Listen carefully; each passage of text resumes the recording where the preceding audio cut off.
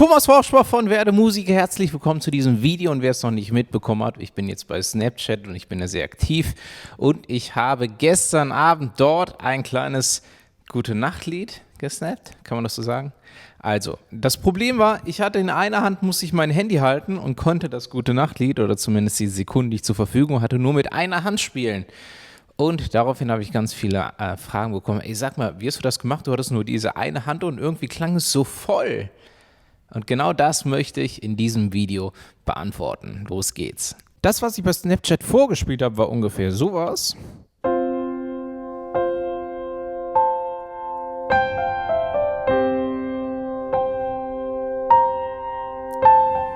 Ja, ungefähr so. Also, natürlich ist es nicht vollkommen. Also, ich habe noch ein anderes Video aufgenommen übrigens, wo ich eine Improvisation wirklich nur mit einer Hand spiele, sowohl hier unten als auch hier oben. Und übrigens nochmal ganz kurz, wieso mache ich das? Also einmal, um die Frage letztendlich bei Snapchat zu beantworten, wie sowas funktioniert, aber auch ein bisschen zur Motivation, was theoretisch alles möglich ist, was man auch nur mit einer Hand schaffen kann, wie das klingen kann und wieso es so klingen kann und dass das auch gar nicht so weit entfernt ist. Ihr könnt das auch schaffen. Und pass auf, noch eine letzte Sache. Selten, aber ab und zu bekomme ich tatsächlich auch die Anfrage, dass Leute aus gesundheitlichen Gründen tatsächlich nur eine Hand haben oder nur zur Verfügung haben. Das ist natürlich sehr tragisch, aber ich finde es total cool, weil die dann sagen, hey Thomas, guck mal, ist mir egal, ich möchte trotzdem mal ein bisschen Klavier spielen lernen. Hast du dazu ein paar Tipps? Also, auch dazu ist natürlich dieses Video. Ich hoffe, ich kann da möglichst vielen Leuten mithelfen. Und übrigens, mein Snapchat-Name blende ich auch nochmal ein. Das ist TV-Schwach. Ja, freue ich mich, wenn möglichst viele dazukommen. Ist mega geil bei Snapchat, weil wir da, ich finde, so einen mega persönlichen Kontakt einfach haben. Macht total Spaß. Was ich in meinem Improvisationsvideo gemacht habe, ist, dass ich hier sogar noch Basstöne gespielt habe. Ja, also schaut euch das vielleicht nochmal an. Da ist es dann tatsächlich noch ein bisschen vollkommener, was natürlich nicht heißt, dass man mit beiden Händen natürlich mehr machen kann. Und eine Hand ist natürlich eingeschränkt. Was das Ganze so vollkommen macht, zum Beispiel die eigentliche Melodie wäre ja.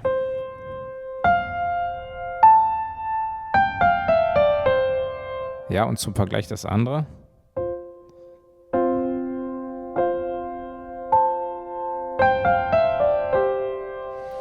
Was das Ganze so, vollkommen ist es nämlich eigentlich nicht, aber so umfangreicher macht, ist dieses, dass ich Akkorde in der rechten Hand spiele.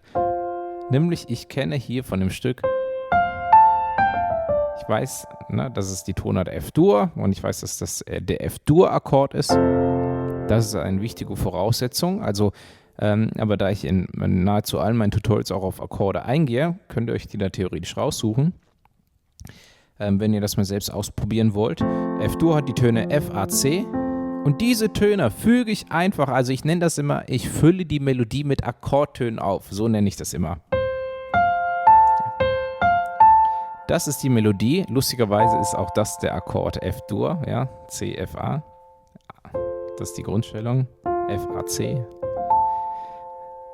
So, und ich fülle diese Melodie unterhalb. Das ist quasi der höchste Melodieton, das ist der Melodieton und unterhalb dieses Melodietons fülle ich Akkordtöne auf. Das könnte so sein.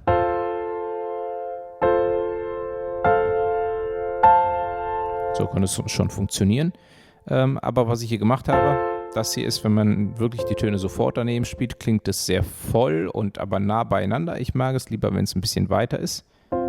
Dementsprechend spiele ich hier nicht das A, sondern das F spiele ich wieder, sondern den nächsten Ton und das ist das C. Ne? F, A und C kann ich da unten nutzen.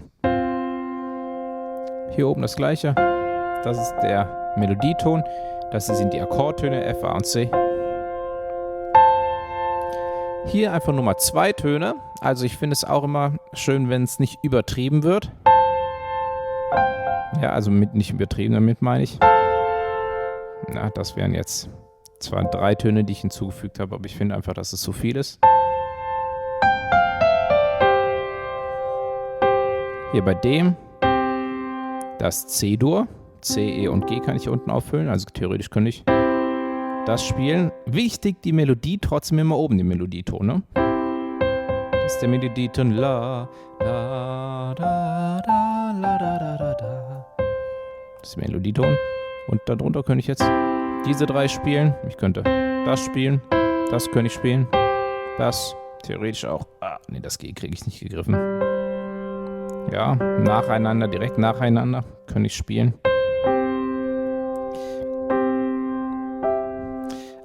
Ja, und so geht es weiter. Also ich habe mich für das entschieden. Ne? Nicht alle, den mittleren habe ich weggelassen, damit es halt wieder so ein bisschen offener ist. Das hier ist kein Ton des Akkord C-Dur, aber der Melodieton. B, la, da, ba. Darunter kann ich aber auch den C-Dur-Akkord spielen oder einfach nur einen dieser Töne.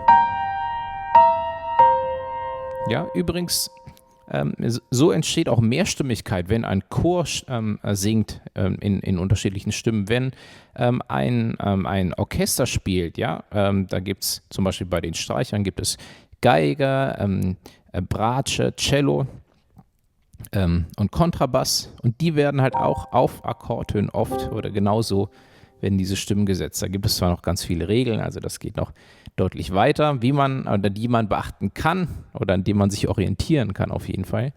Aber so funktioniert Mehrstimmigkeit, ne? Oder wenn 2 Sänger im Duett singen. Ja, zum Beispiel.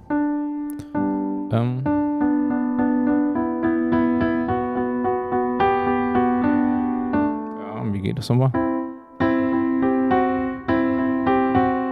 Ja, vielleicht kennt ihr das Stück Something Stupid, Nicole Kidman, Robbie Williams, in Original Frank und Nancy Sinatra.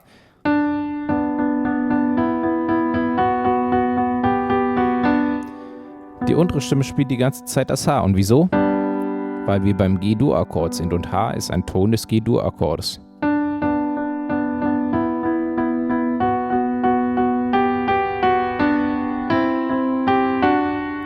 Und hier haben wir A-Moll.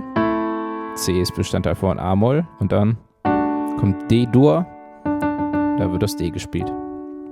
Also, ja, kleiner Ausflug in den Bereich der Mehrstimmigkeit. So funktioniert das mit der Mehrstimmigkeit. Naja, also und letztendlich, wenn ich quasi was in der rechten Hand spiele und dass es dann voller klingt, dann liegt das oft daran, dass ich halt die Melodie mit Akkordtönen auffülle, aber ganz wichtig, immer unterhalb der Melodieton, nämlich weil der oberste Ton und die Melodie muss immer im Vordergrund bleiben und der oberste Ton ist auch der Ton, der immer im Vordergrund bleibt. So, noch eine Sache, was ich bei der Improvisation gemacht habe, wenn ich auch Basstöne gespielt habe, dann muss ich hier natürlich, also erstens kann ich das nicht gleichzeitig spielen, da gibt es 2 Sachen zu beachten. Einmal der Rhythmus, die zeitliche Verschiebung, das ist so ein bisschen dass das funktioniert. Ja, das habe ich zugegeben nach Gefühl gemacht. Achte allerdings immer darauf, wenn ein neuer Akkord kommt, ja, habe ich versucht, zuerst den Basston zu spielen, bevor ich die rechte Hand irgendwie gespielt habe. Ja, das ist meistens auf der 1, 1, 2, 3, 4, 1, 2, 3, 4, 1, 2, 3, 4.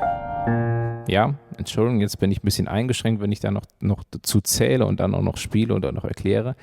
Aber du hast gesehen, ich habe die linke Hand immer auf der 1 gespielt. Also das könnte noch so eine Sache sein, an der du dich orientieren könntest. Und noch zum Schluss ist es natürlich, dass ich die Tasten so schnell treffe, das ist natürlich Training, motorisches Training. Nämlich theoretisch, du kennst das vielleicht, ich habe das gerade erst wieder an der Gitarre erfahren, als ich ein bisschen Gitarre geübt habe. Das ist etwas, ich finde, das ist das Faszinierendste überhaupt, dass wir das überhaupt trainieren und lernen können. Pass auf, jetzt mit geschlossenen Augen spiele ich. C und C. Ich verspreche dir, ich habe meine Augen gerade geschlossen. Und trotzdem funktioniert es. Und wieso? Weil mein Gehirn das irgendwie tief, ja in den Tiefen der keine Ahnung, wie sagt man, der Wurzeln auf jeden Fall tief irgendwo abgespeichert hat. Und wie hat es das gemacht? Ganz einfach, weil ich das natürlich sehr, sehr oft in meinem Leben gemacht habe. Und zwar nicht immer so schnell, wie ich das jetzt hier mache. Ja, ich komme auch, glaube ich, an meine Grenzen dran. Ich gucke mal, wie schnell ich es schaffe. Ah, okay, ja. Aber auch übrigens, auch das könnte ich üben, dass ich das jetzt blind und schnell schaffen könnte. Aber wie geht es, indem ich das hier einfach ganz langsam... Okay, so langsam kann ich es auch nicht. Ich könnte mich an den schwarzen Tasten zum Beispiel orientieren. Ich weiß, dass das C, hier sind 2 schwarze Tasten, links daneben, das ist das C. Dann kann ich hier mal ein bisschen fühlen. Dann gehe ich mal ein bisschen hoch und dann merke ich, okay. Und wenn ich das ganz langsam mache und mir alle Zeit der Welt lasse, dann wird dein Gehirn sowas irgendwann abspeichern. Ja, genau wie es übrigens viele Sachen, die du gar nicht bemerkst, genau auf diese Art abspeichert. Also, und das ist natürlich auch so eine Sache, nämlich, guck mal, ich kann Sachen schneller spielen, als ich überhaupt gucken kann. Und das wird ganz genau so trainiert. Am Anfang ganz, ganz langsam, aber einfach diesen Abstand, diese Bewegung, ja, das kannst du dir quasi antrainieren. Das ist quasi der letzte Punkt. Okay, also, erstmal vielen, vielen Dank fürs Zuschauen. Ich hoffe, ich konnte euch oder konnte dir damit ein bisschen helfen. Ja, vielen, vielen Dank. Ich freue mich, wenn du wieder dabei bist im nächsten Video. Schau doch mal meine einhändige Improvisation an. Also erwarte bitte nicht zu viel. Ich habe wirklich kurz ein bisschen improvisiert, um das Ganze so zu versuchen, ein bisschen näher zu bringen. Ja, verlinke ich dir hier nochmal am Ende der Video oder in der Videobeschreibung. Und dann sehen wir uns in einem anderen Video wieder. Bis dahin, danke und ciao.